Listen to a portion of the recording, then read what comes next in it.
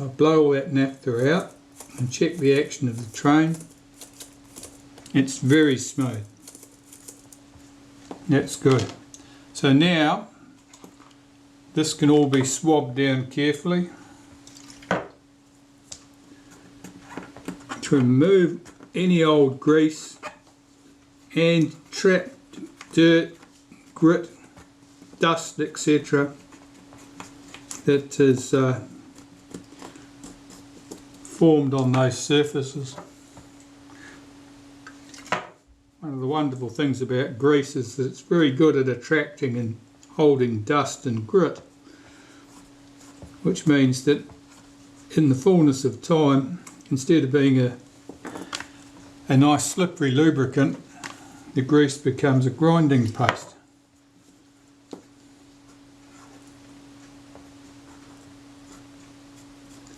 Just got to clean all these surfaces. Around the speed train, hold the pallet out, swing the arm in completely, let the pallet wheel back. That winds up this little hairspring, so it's out of the way. That means I can slide the cotton bud around past the around the speed train without damaging this hairspring, which is exceptionally fine and easily damaged.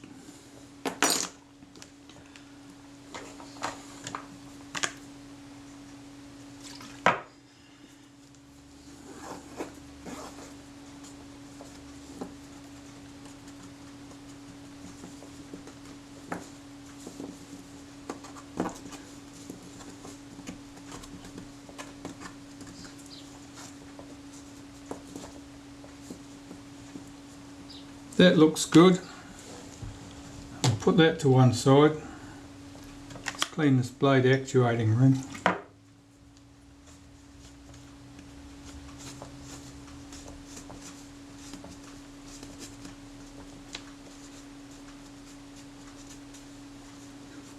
Almost certainly this had been lubricated with a smear of graphite grease many years ago, but that colour's not graphite, that's quite brown. That's going to be dust and other rubbish that's got in there. Right, and plate, the retainer plate, the pallet wheel on it. The pallet wheel's there for timing the flash sync. Effectively, the shutter is delayed from opening until the flash contacts have already made when you've got it set to the bulb flash setting, the M setting. That's to give flash bulbs time to burn at peak brilliance before the shutter opens to make the exposure, because flash bulbs take a measurable time to ignite and burn to peak brilliance, some of them being slower than others. Focal plane bulbs, which were used with SLRs typically, were unusual. They had a very long burn time, a long even burn time. So otherwise you would end up with a bright spot in the middle or at one end of your frame as the curtain slit travelled across. Those were FP or focal plane bulbs. I have never had cause to use them. Okay, to put this retainer plate on here, there's a little rivet on this so it only seats in one place. That's dropped in nicely, and I'll get these screws back in place.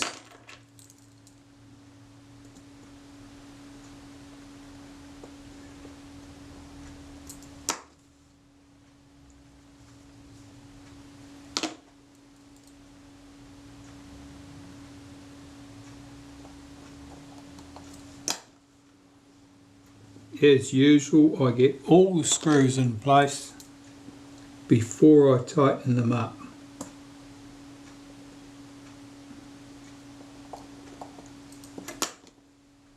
and the longest screw went in this position.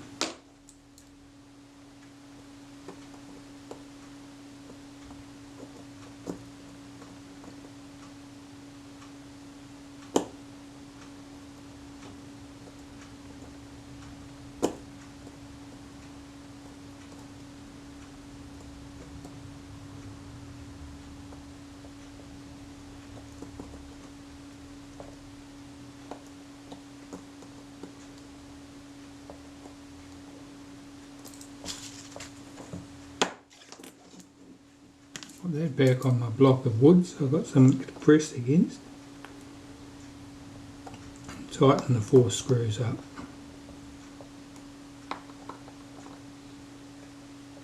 Don't go mad, they're only small screws and they're screwing into aluminium. If you overdo it, you could strip them out or snap the heads off. All the usual things that can go wrong with things like that. So the lever and the screw here, they'll just need to be cleaned.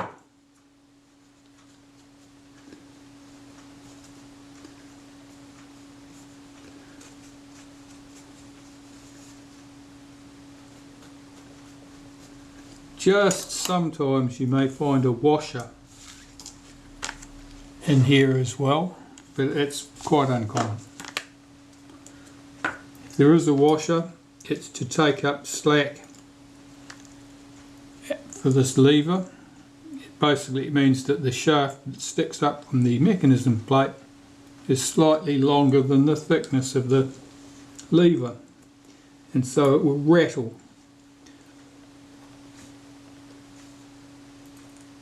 This one doesn't need it because everything looks to be good.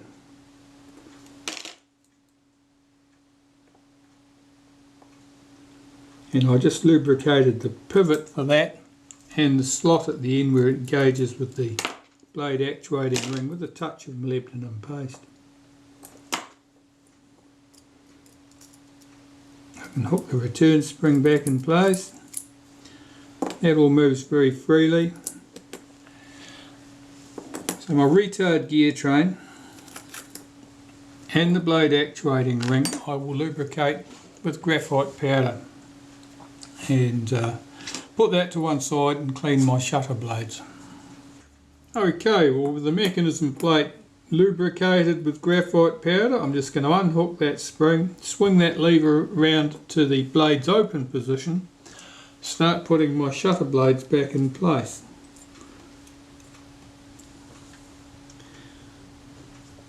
And they start here.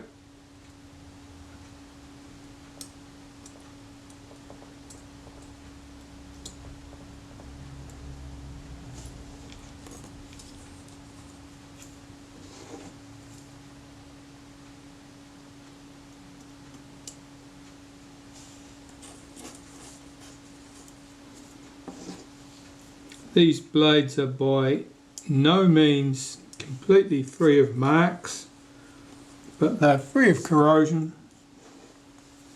They're fine.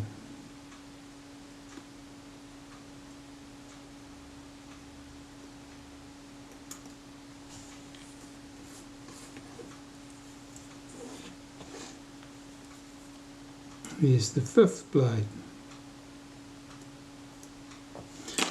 Alright, with that in position, I can put the case in place. That only goes on one way. You can see where the square hole for the flash contact will go.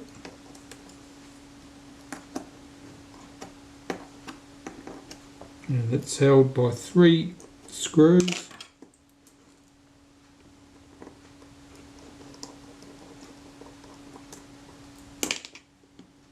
I'll do those up lightly.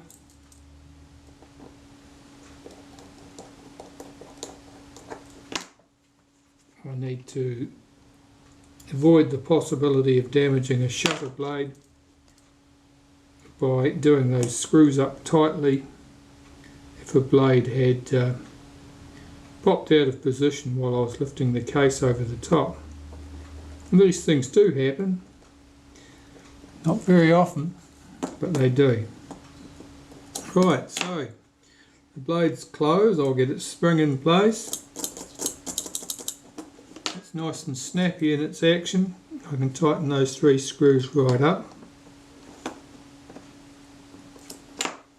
So we have our diaphragm blades all in there moving smoothly. Our shutter blades also moving freely. Our retard gear train, that's moving nicely. And I can clean and put back the other components on the mechanism plate. Right, start getting some pieces back into the shutter. The flash contact is back in place. I've got the high speed spring here. Let's get that in place. The high speed spring gives us the extra spring power to get the 1/500th of a second speed. Now we've got our pallet wheel here, or the wheel that drives the pallet wheel really. Now this has got a little cam on it, and the toe of that cam I like to put a little wipe of molybdenum paste on there so that it'll run across the flash contact smoothly. It just drops on there like that. The pallets can go on top of their post. Now one side of those pallets will have slightly rounded edges, that goes upwards. The high speed springs in place. I have my flash contact and its control arm going under here,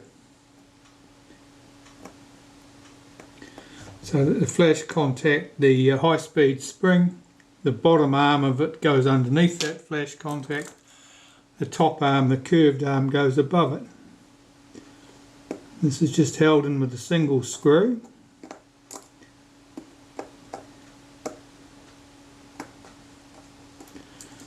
I have to make sure that that little cam will move that arm freely. Looks like it will.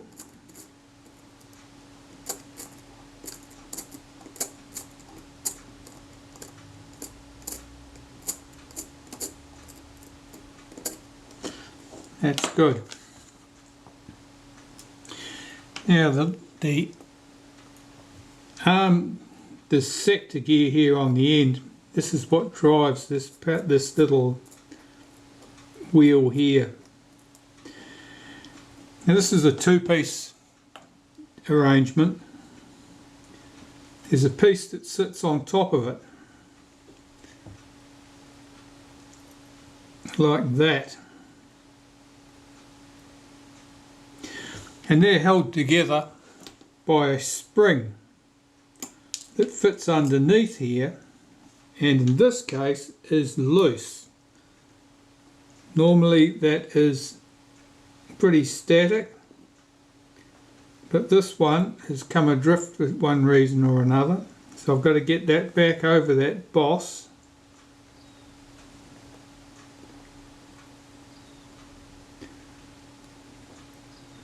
It's a fine spring, very fine, and it's not easy to get this lot connected back up.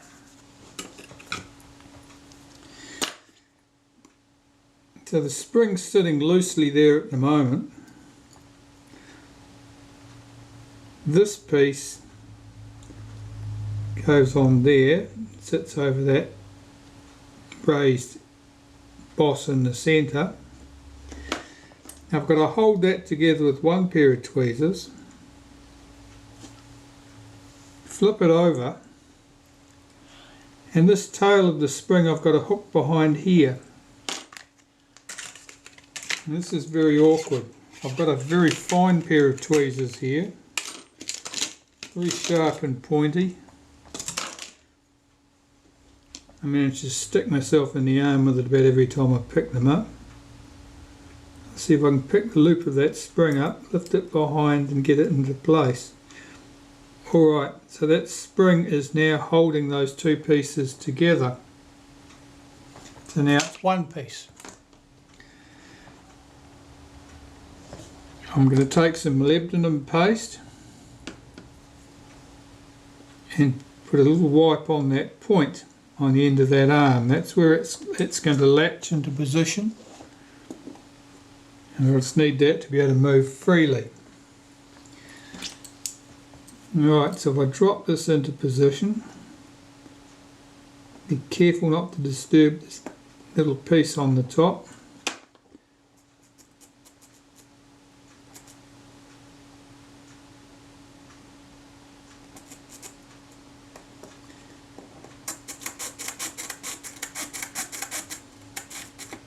Just checking the movement of that, that's a little bit stiffer than I would like.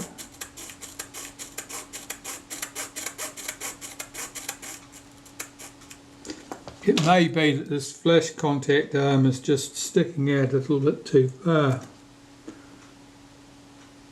So it's pressing very hard against that cam. Yeah, that certainly moves a lot freer. Okay, so I've got to get the timing of this right.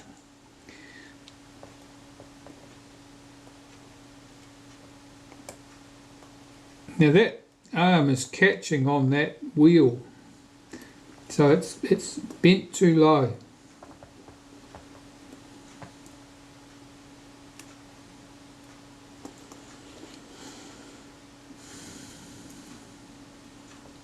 Just checking the location of that. That looks good. When this arm, the latch, is round here holding this arm back so that it can't swing around any further, this should clear on the side of that cam. When this is released, this will swing round. The toe of the cam can move this flash contact, make the contact, and then release the shutter. So that's all looking pretty good.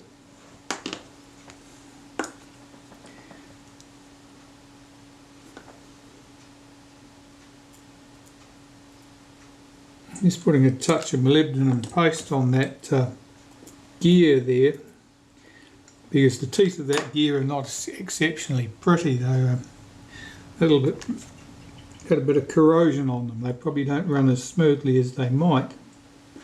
They certainly work. I would like it if they worked better. That'll help them run a bit smoother. So the cover plate that holds this together is here. Now the arm on this is not moving freely. That forms part of the release. I can see that's bent.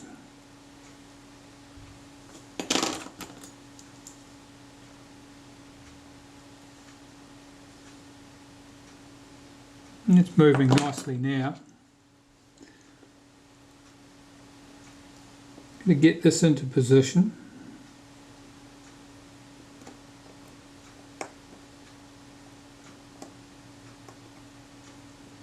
The tab on that cover hooks underneath the edge of the case.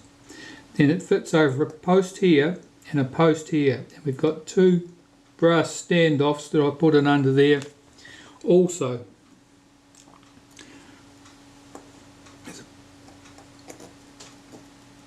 Plain screw goes through the brass standoff at this end.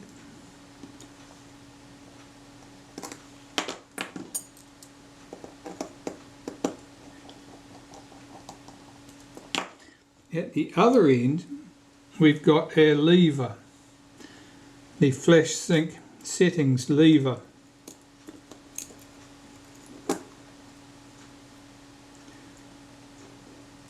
Slide that in under there. Now there's a shoulder screw that runs through there.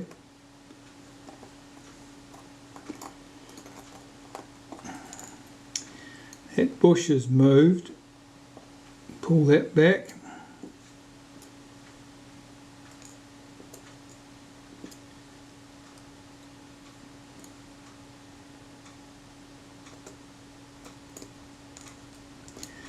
getting this to sit there while you're trying to get the screw down through it is often awkward.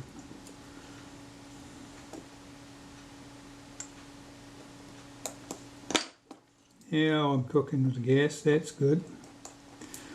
Get that down in there, make sure that spring's not trapped underneath it.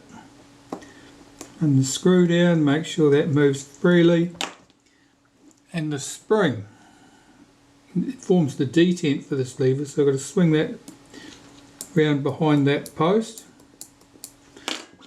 That moves freely now. I'll tighten that screw, tighten that screw. That covers all in place. I've got a small spring to get into position, and I probably should have done that earlier, but I didn't. Let's see if I can hook that into place.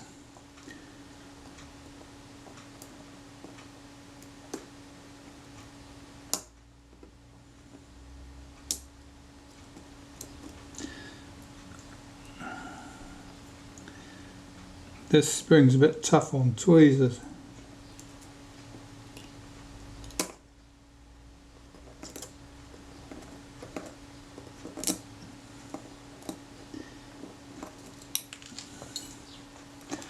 See if I've got a stronger pair there.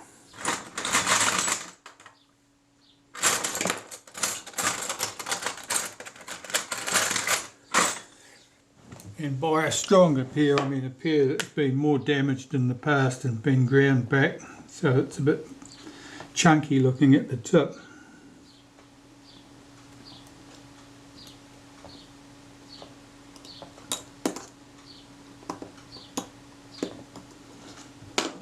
That's good, that's in place.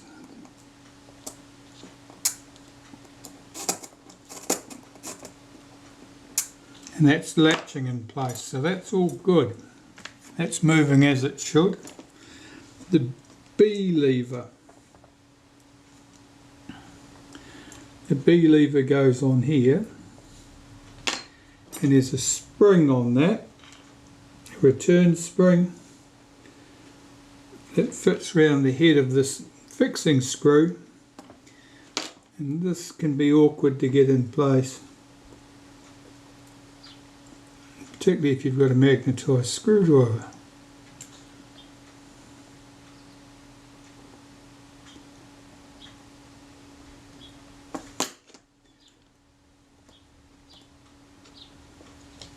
Alright, let's see if I can get that down. That screw's done up. So one end of the spring, the little hooked end, needs to come round behind this arm.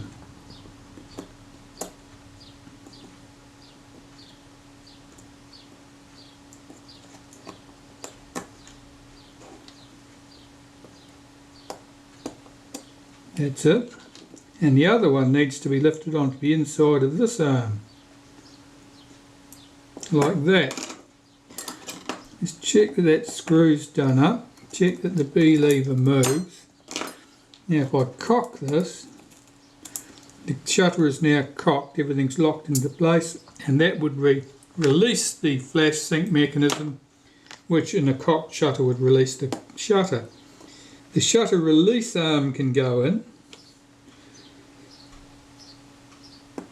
The spring on that's a very funny shape. It's supposed to be a very funny shape. Don't start squaring it up, otherwise you'll end up with a shutter that doesn't work. We cock that and it will release with the shutter release, so that's all good. This is fairly well advanced now. I've got to put the main lever in next. I'm going to put the main lever in next, so first I just need to put a touch of molybdenum paste on a couple of spots here.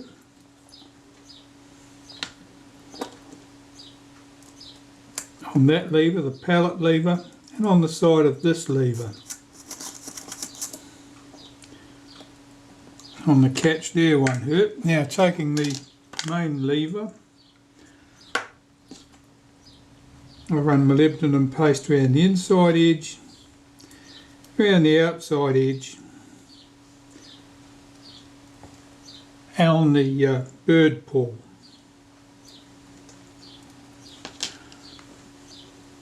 That looks fine. So if I cock this, I should be able to get the spring in there. Get the B lever out from underneath.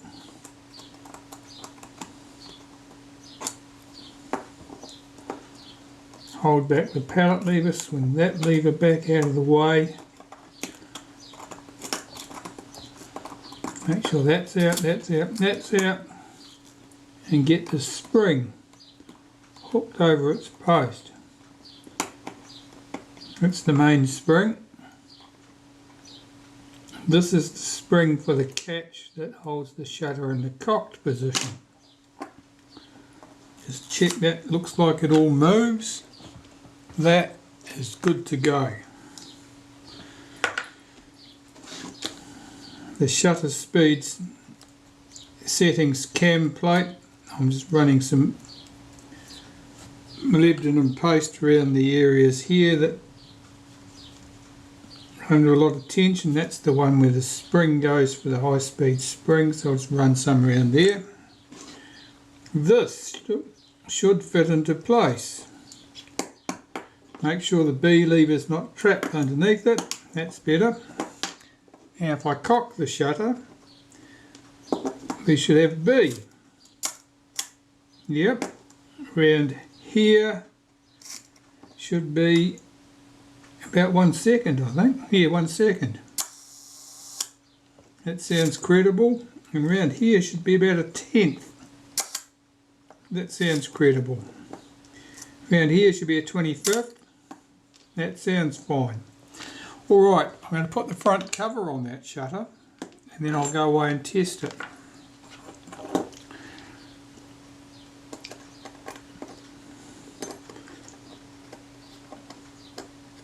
This bayonet's on.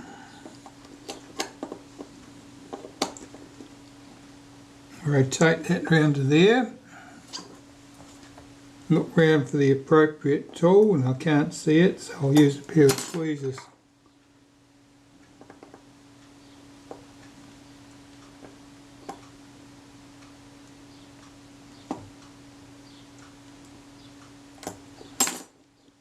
Okay. I'll go and test this shutter on my shutter speed tester and then finish the job. That test is fine, so I'll get my flash contact connected. This is always a bit awkward. Just fish out that flash wire where I can see it. There we go. It drops in here.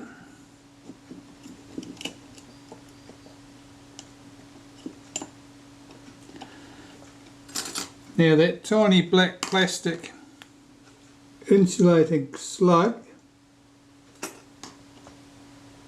goes in there, and that's held in place with a tiny black screw. And I don't immediately see it, so it's slid away somewhere. Right, we have the screw.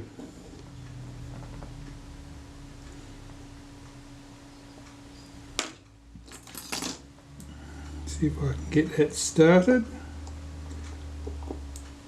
Often it's easier to get the screw started with the larger screwdriver, and you need a small one which will actually go down inside the hole to tighten it up. Here we go, that's done. It's done. If I cock the shutter, I have the curved rack here. I'll just wipe the inside and the two top and bottom surfaces with a bit of molybdenum paste. Drop that into the track in the housing. Slide the case on. Now there are two screws hold this in position. One here has a integral washer. That locates the shutter and the camera lens focus mount.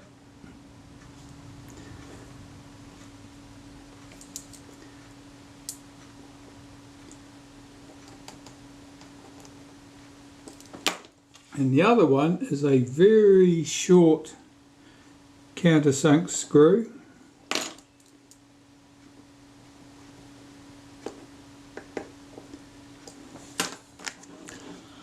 This is our depth of our click stops for our aperture settings. The spacing on here is not symmetrical. Where the spacings are widest, that's at the open aperture end of it, that's at f2.8 in this case. Where they're close together, f16, 11, etc., they're down at the other end. Just checking that that has some click stop to it. It does. It's pretty not exactly grippy, but that'll be just fine. That's my shutter.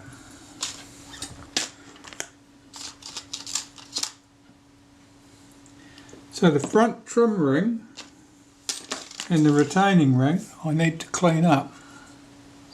So I'll just do those with a little wipe of naphtha. That's corrosion on that ring. That's probably not going to get prettier than that.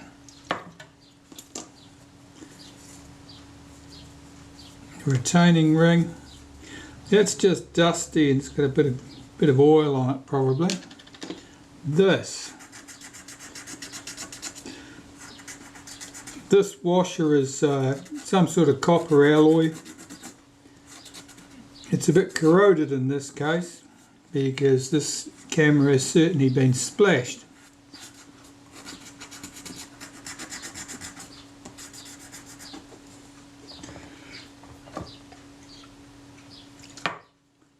And this washer is just a trim ring really. It doesn't really serve any active purpose in terms of spacing the lens. It sits down into a recess, this ring, so the lens does not screw to it. The lens screws to the centre of the shutter there instead. So there's our front group.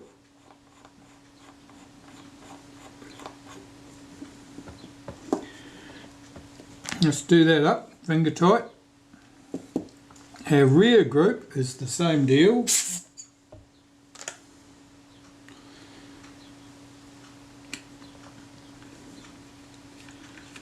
The rear group is not wonderful, but it's adequate. Okay, so that can be put aside until I finish dealing with the body, I suppose.